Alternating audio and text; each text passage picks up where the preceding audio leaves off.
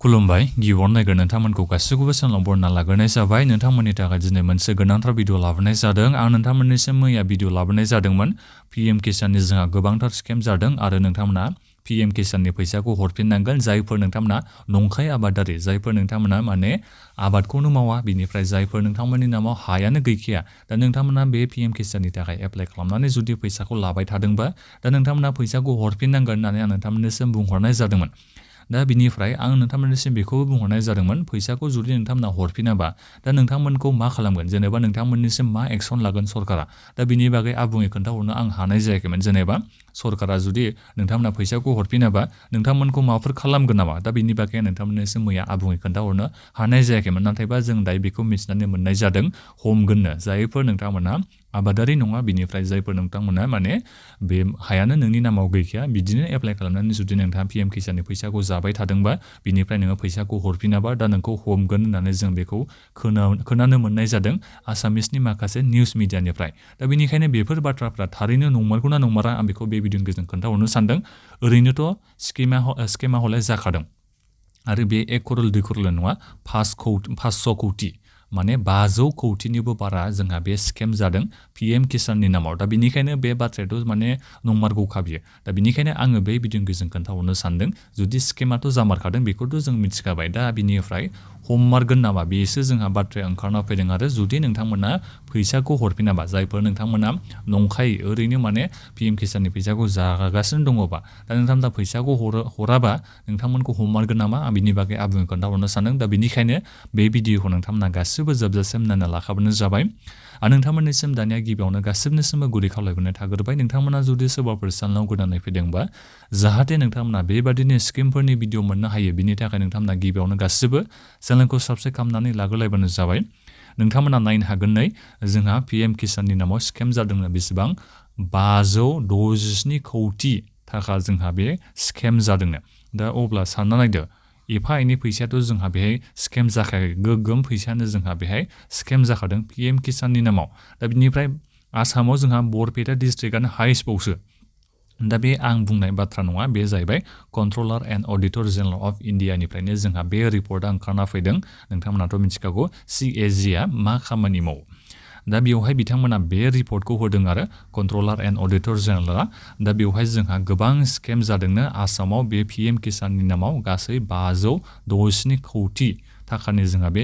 माबाया schema जादोंनो PM किसाननि नामाव बिनिफ्राय बरपेटा डिस्ट्रिक्टआनो बयनिख्रुइबो हाइस्ट बावसोनो एपिसेन्टार माने बरपेटा डिस्ट्रिक्टनिफ्रायनो गोबां मानसिफ्रा माने रावबो आबादारि नङा बिनिफ्राय ओरैनो हानि जाथामला डकुमेन्टस लाबायनानै बिथांमोना मोन्दों जानांगौ इसेबां बोरै बुरजा कौटिनि थाखानि बिदि माबाया फ्रड जानांगौ बेथ' सानथावना बाथ्राया नंबावसो माने इसेबां डिस्ट्रिक्ट लेभेल बायदिसिना भेरिफिकेसन जायो अब्लाबो इसेबां बुरजा मानसिफ्रा जुदि पीएम किसाननि नामाव फैसा जागासिनो दङबा नंखायै दा बेथ' जोबोद माबा जाहैबाय बेयो साननो गोनां बाथ्रा जाहैबाय बेयो गोबां माखासे माबा थाखागोन बेथ' सिङैनो नङाबा इसेबां बुरजा मानसिफ्रा बोरै फैसा जाबाय थानो हानांगौ जाखो दा बेफोरखौथ' आं नोंथांमोननिसिम खोन्थाहरबाय थाखागोनखा बेसेबां मानसिफ्रा दायो नै नोंथांमोना नायनो हागोन नै 11,72,685 माने 11 लाखनिबो बारा मानसिफ्रानो इलिजिबोल नङानो इनएलिजिबोलसो बिथांमोना बरपेटा डिस्ट्रिक्टनिफ्रायनो बरपेटा डिस्ट्रिक्टआवनो हारसिङैनो 11 लाखनिबो बारा मानसिफ्रा माने बे पीएम किसाननि थाखाय इलिजिबोलानो नङा अब्लाबो बिथांमोना माने बे एप्लाइ खालामनानै फैसाखौ जागासिनो नङा पीएम किसाननिफ्राय दा बिनिखायनो नोंथांमोना बे बाथ्राखौ मिथिखाबाय बे थारैनो रिपर्टआ नंखाया बे नंमारखागौखा जोंहा गोबां स्केम जामारखादों पीएम किसाननि नामाव जायफोर माने आबादारि नङा नंखाय आबादारिफोर बिथांमोना फैसा बख'नानै जामारगासिनो दङ दा बिनिखायनो दा जोङो आसामिस निउस मिडियायाव जों बेखौ नुनो मोननाय जादों जुदि नोंथांमोना फैसाखौ हरफिनाबा नोंथांमोनखौ माने हमगोन होननानै जों बेखौ मिथिनानै मोननाय जादों नाथायबा हममारगोन हममारा सरकारा दा बेखौबो 100% बुंहरनो हाया आरो नाथायबा स्केमाथ' जाखादोंखा बेसेबां मानसिया हरफिनदों बिनिबो लिस्ट ओंखारबावदोंसो आं लिस्टखौ माने इसेबां मोनाखै नाथायबा निउसाव होनायखौ आं लिस्टखौ नुदों आरो माने 11,000 गाहाम 10,000 गाहाम बबेबा मोनसे डिस्ट्रिक्टआव बिनिफ्राय हरफिननाय मानसिफ्रा बेसेबां सोरबा 6 जनफोर मानसिफ्राल' हरफिनदों फैसाखौ सोरबा 100 जन मानसिफ्राल' हरफिनदों हाजार मानसियाव दा गोबां मानसियानो फैसाखौ हरफिनाखै आरो पार्सेन्टेजखौ नायोबाबो नोंथांमोना मिथिखागोन नै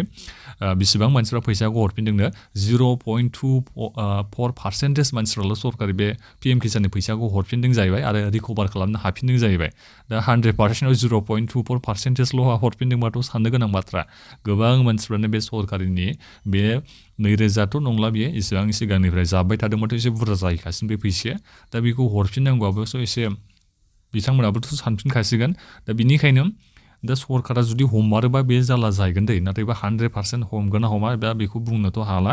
ओरैनो नंखाय फार्मारफोरखौथ' हमनोबो हागौ जेबो बुंनो हाया आबादारि नङैफोरखौ हमनायावलाय आरो माथो जानो बेबोथ' आं सानलायलाङो नाथायबा हमगोन ना हमा दा बेखौ 100% बुंनो हाया दै निउस मिडियायाव बेखौनो नाथायबा नुनो मोननाय जादों माने हमगोन होननानै बेखौ जोङो खोनानो मोननाय जादों आरो हमा बेखौथ' जोङो साननैसोनि उनावनो मिथिखागोनखा हमारोबाथ' आरो निउसाव फैखागोनखा आरो हमाबालाय बहाथो निउसाव ओंखारबावनो नाथायबा फ्रडआ हले जाखादों बेखौ जोङो मिथिनानै मोननो हाखादों आरो दा बे भिडिअनि गेजेरजों नोंथांमोननिसिम बेखौनो आपडेट हिसाबै आरोबाव खोन्थाहरनाय जाबाय मैया नोंथांमोना गोबाङानो गिदिंदां फैसाखौ हरफिनाबा मा जागोन बेखौथ' आं नोंथांमोननिसिम मैयाथ' मोजाङै खोन्थाहरनो हायाखैमोन नाथायबा दिनै आं खोन्थाहरबाय आरो मा जामारगोन जुदि फैसाखौ हराबा नाथायबा हमनाय हमियै एसे उनावसो मिथिसिगोन बेखौ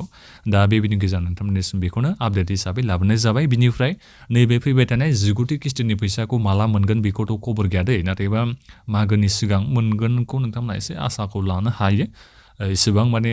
दा मास मोनब्रैयाथ' जाखाबाय नालाय दा बिनिखायनो इसेबां गोबाव आरो फेब्रुवारिफ्राव सोयोबाथ' मास मोनब्रैयानो थांलायलांगोन दा बिनिखायनो जानुवारियावनो नोंथांमोना बेखौ आसा खालामनो हायो नैबे पिएम किसाननि 19थि किस्तिनि फैसाखौ मोनगोनखौ दा बेखिनियानोमोन बे भिडिअखौ दानिया नोंथांमोना गासिबो मानसिफोरनो शेयार खालामदो आरो बिनिफ्राय बेबादिनो भिडिअ मोननो हायो बिनि थाखाय नोंथांमोना चेनेलखौबो गासिबो साबस्क्राइब खालामनानै लाबोनो जाबाय जोबनायाव भिडिअखौबो नोंथांमोना गासिबो लाइक खालामदो दा बेखिनियानोमोन गोजोन्थों